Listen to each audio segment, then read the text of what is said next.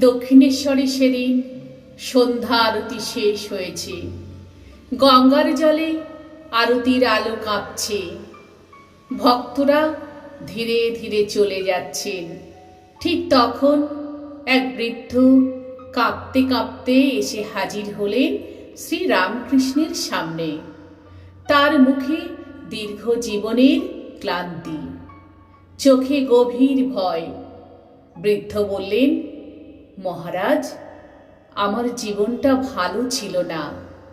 সারা জীবন সংসার, টাকা, রাগ, হিংসা, কিছুতেই ঈশ্বরকে মনে রাখিনি। এখন শরীর ভেঙে যাচ্ছে, মৃত্যু কাছে। এখন ডাকলে কি ঈশ্বর শুনবেন? ভক্তরা চুপ করে গেলেন। এই প্রশ্নে যেন সবার নিজের ভয় লুকিয়ে আছে। শ্রী রামকৃষ্ণ একটু হেসে বললেন, শোনো, একটা গল্প বলি। একবার এক লোক সারা জীবন নদীর পাড়েই ছিল। নদী পার হওয়া দরকার পড়েনি কখনো।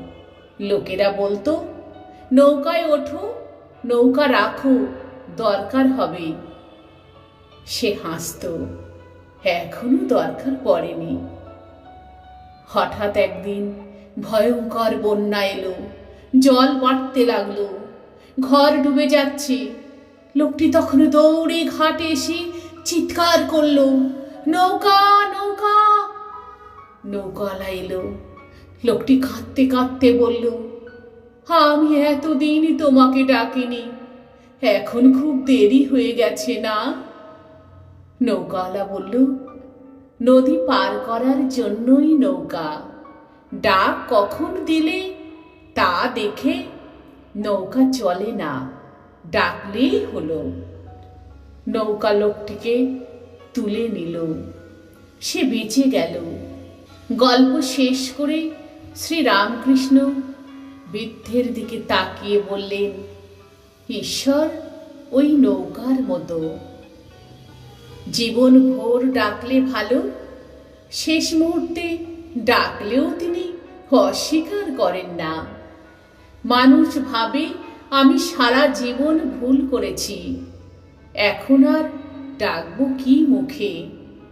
কিন্তু ঈশ্বর বলেন, তুমি ডেকেছ, এইটাই যথেষ্ট।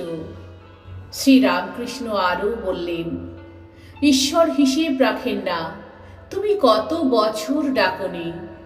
তিনি শুধু শোনেন ডাকটা সত্যি কিনা। বৃদ্ধের বুকের শান্তি, বৃদ্ধের চোখে জল এসে গেল। তিনি বললেন, তাহলে এখনো দেরি হয়নি। শ্রী রামকৃষ্ণ হাসলেন। যেদিন মানুষ ঈশ্বরকে ডাকে সেদিনই ঠিক সময়। বৃদ্ধ ধীরে মাথা নত করলেন। তার মুখে প্রথমবারের মতো শান্তি, প্রথমবারের মতো শান্তি, শান্তি, শান্তি।